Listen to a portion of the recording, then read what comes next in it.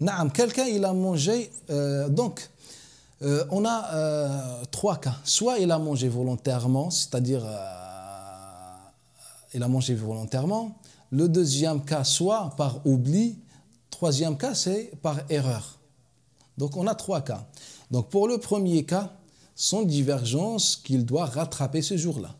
S'il a mangé volontairement, sans aucune divergence qu'il doit rattraper ce jour. Maintenant, est-ce qu'il doit faire le kafara, c'est-à-dire jeûner les 60 jours, ou donner à manger aux pauvres, ou libérer l'affranchissement des esclaves? Chez la majorité des savants, il doit faire al-kafara, contrairement à l'école shafi'ite. Pour quelle raison? Car chez les savants, ils ont fait ce qu'on appelle le raisonnement. Car lorsque cet homme, comme il nous rapporte l'imam Malik par exemple, d'après Zuhri, d'après Humayd ibn Abdurrahman, d'après Abi Huraira, quand l'homme est venu voir le prophète sallallahu alayhi wa sallam, dans les versions, qala aftartu ya Rasulallah, aftartu. Donc cet homme, il parle de rompre le jeûne. Il n'a pas dit j'ai fait un rapport avec ma femme. Regardez la différence. Dans certaines versions, ya Rasulallah, j'ai fait un rapport. Dans une autre version, il nous parle de rompre, c'est-à-dire il a mangé, de rompre.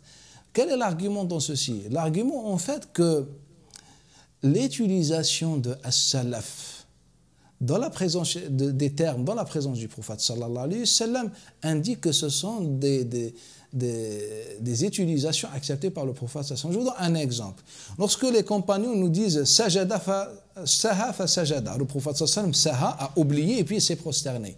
Tous les savants de l'islam nous disent que les deux prosternations de la prière sont par rapport à l'oubli. Par rapport à l'oubli, car les salafs ils nous ont dit sajada. Donc on ne peut pas mettre en cause la compréhension de salaf.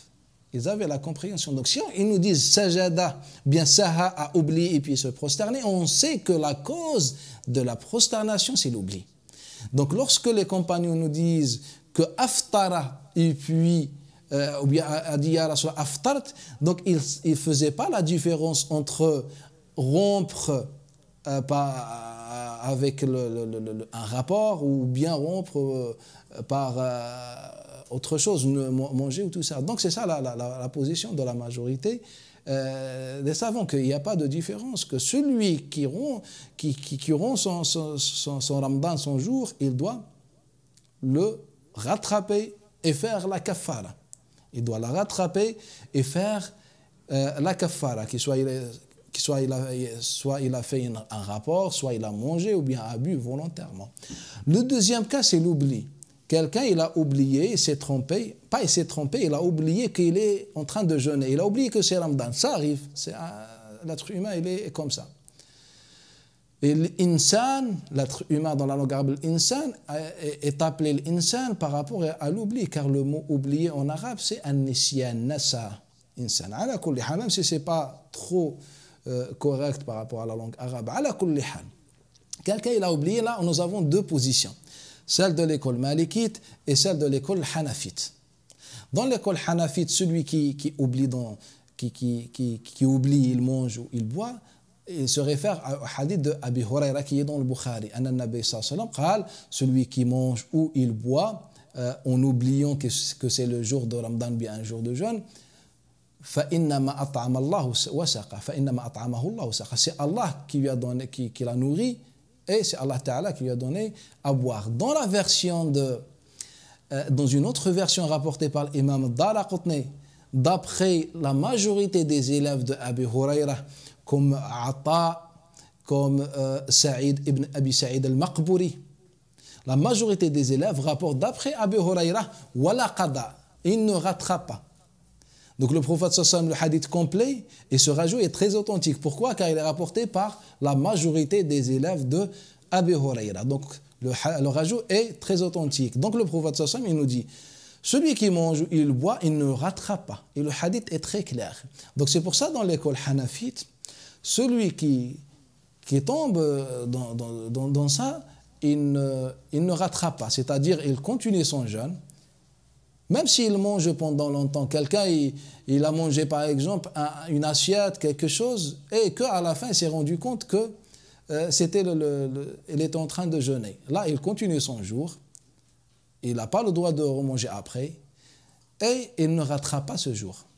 Contrairement à l'école malikite. À l'école malikite, il rattrape. Et l'école malikite a une vision aussi très forte. L'école malikite a une vision forte.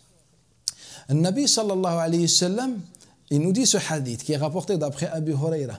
Mais l'école malikite regarde d'une autre façon. Vous savez que dans la religion islamique, l'oubli, il n'est pas considéré comme une cause qui nous autorise de ne pas rattraper nos adorations.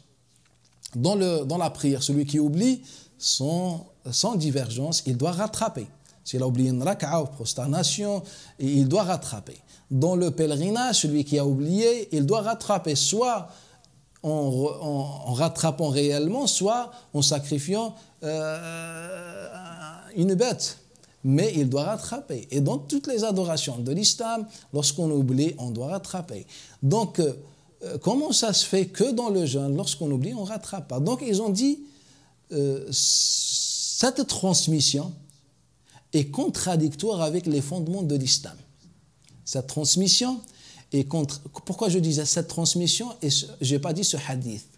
Car déjà, pour affirmer que c'est un hadith et qu'il n'y a pas d'erreur malgré que la chaîne de transmission est authentique, mais il y a une possibilité d'erreur. L'humain peut faire des erreurs. Donc, les malikites, ils disent on ne peut pas affirmer que c'est un hadith du prophète sallallahu alayhi wa sallam car il est contradictoire avec les fondements de l'islam. Et ça, c'est une vision aussi importante. Ala kulli hal, dans l'école malikite, dans l'école hanafite, on ne rattrape pas ce jour. C'est un jour valide. Le troisième cas, c'est dans le cas de l'erreur. Pourquoi je n'ai pas cité la position de l'école shafi'ite? Car l'école shafi'ite a la même position que l'école hanafite, sauf elle a une position supplémentaire par rapport à l'erreur. L'école hanafite, elle fait la différence entre l'oubli et l'erreur. L'oubli et l'erreur. Car l'école la plus éloignée et loin de raisonnement, ce qu'on appelle, c'est l'école hanafite. Les hanafites nous disent il y a le hadith uniquement sur l'oubli, donc il reste uniquement attaché à sa cause, c'est l'oubli. Les shafi'ites, ils ont regardé d'une autre vision. Ils ont dit en vérité l'oubli c'est une nature humaine, donc l'erreur c'est une nature humaine. Donc par raisonnement, l'erreur a le même statut que l'oubli. Donc dans l'école shafi'ite, celui qui se trompe, pas il oublie. Il oublie, d'après les shafi'ites, il ne rattrape pas. Mais ils ont rajouté celui qui se trompe en pensant que c'est l'heure par exemple, de rompre le jeûne, alors que ce n'était pas encore l'heure. Et il s'est trompé, il a mangé. Donc, d'après les shafi'ites, il ne rattrape pas. Je dis tout cela pour visionner avec moi la méthodologie et la pensée de chaque école. Ça nous montre qu'il y a un travail, que tous sont attachés à la sunna du prophète sallallahu alayhi wa sallam. Revenons. Donc, dans l'école hanafite, celui qui mange volontairement, il doit rattraper avec le kafara. Il a oublié, il ne rattrape pas. Si c'était par erreur, il rattrape qu'un seul jour.